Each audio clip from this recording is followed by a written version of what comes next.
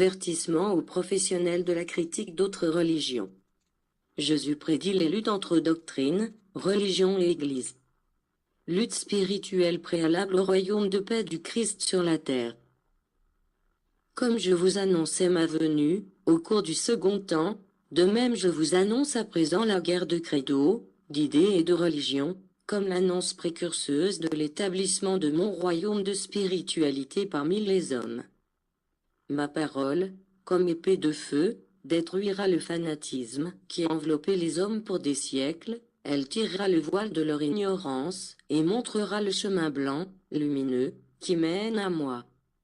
Je vous déclare que, pour que la paix de mon royaume s'établisse parmi les hommes, il faut encore venir à bout de la guerre de doctrine, de religion et d'idées, guerre en laquelle les uns opposeront mon nom et ma vérité aux fausses déités des autres, et où une doctrine surgira pour combattre l'autre. Celle-là sera la nouvelle lutte, la bataille spirituelle au cours de laquelle les faux dieux tomberont de leur piédestal et toute fausseté restera à découvert, celle que vous avez considérée comme la vérité. Vous verrez comment, d'entre ce chaos de confusion et de ténèbres, surgira la vérité resplendissante. Le spiritualisme est en train de provoquer une bataille mondiale entre les idées, les croyances et les cultes. Mais après cette lutte, cette doctrine apportera, aux hommes, la paix bénie dont ils ont tant besoin et elle fera briller le soleil de ma divine justice au-dessus de tous les esprits. Je vous prépare et vous préviens du moment où surgira la confusion d'idées, afin que vous puissiez vous libérer de cette lutte intérieure de l'esprit et de la torture de la pensée. Parce que toutes les idées, les doctrines, les théologies, les philosophies et les croyances de l'humanité s'agiteront en provoquant une tempête, une véritable tempête de l'esprit, sur les eaux agitées de laquelle je souhaite que vous naviguiez, en demeurant à flot jusqu'à ce que passe la tourmente et les ténèbres. Pour sortir en avant de cette épreuve, je ne vous donne de meilleure formule que la prière et la pratique de ma parole, grâce auxquelles votre foi se sentira continuellement fortifiée.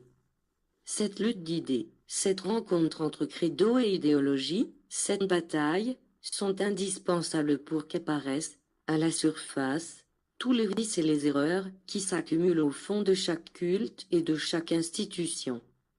Ce n'est qu'après cette tempête que pourra venir une épuration morale et spirituelle des hommes, parce qu'ils verront surgir la vérité, ils la connaîtront, ils la ressentiront en eux, et ne pourront plus s'alimenter d'apparences et de fiction.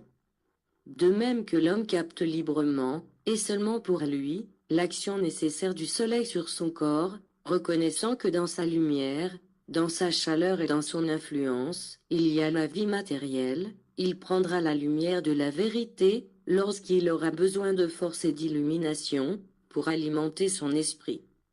Alors viendra une force jamais ressentie par l'homme, parce que sa vie commencera à s'attacher aux vrais principes, aux normes établies par ma loi. Jésus parle au sujet de la dispute pour la suprématie spirituelle sur la terre. Ce temps connaît la lutte d'idées et de doctrines. Chaque homme veut avoir la raison et, dans cette lutte d'égoïsme et d'intérêt, quel est celui qui possédera la raison? Qui sera-t-il propriétaire de la vérité? Si ceux qui se considèrent être dans le chemin parfait et qui croient posséder la vérité, s'en enorgueillissent, en vérité je vous le dis, ils ne connaissent pas encore le chemin, parce qu'en lui, il est impérieux de faire preuve d'humilité, et il suffit qu'il désavoue la vérité que renferme la croyance des autres, pour cesser d'être humble. Et moi, depuis le second temps, je vous dis, bienheureux, les doux et les humbles de cœur. L'homme qui juge la foi et la croyance de ses semblables s'éloigne du salut parce que, dans son orgueil et sa sottise, il tente d'égaler son Dieu. Me demandez-vous à quoi je prétends me manifestant spirituellement à l'humanité de ce temps?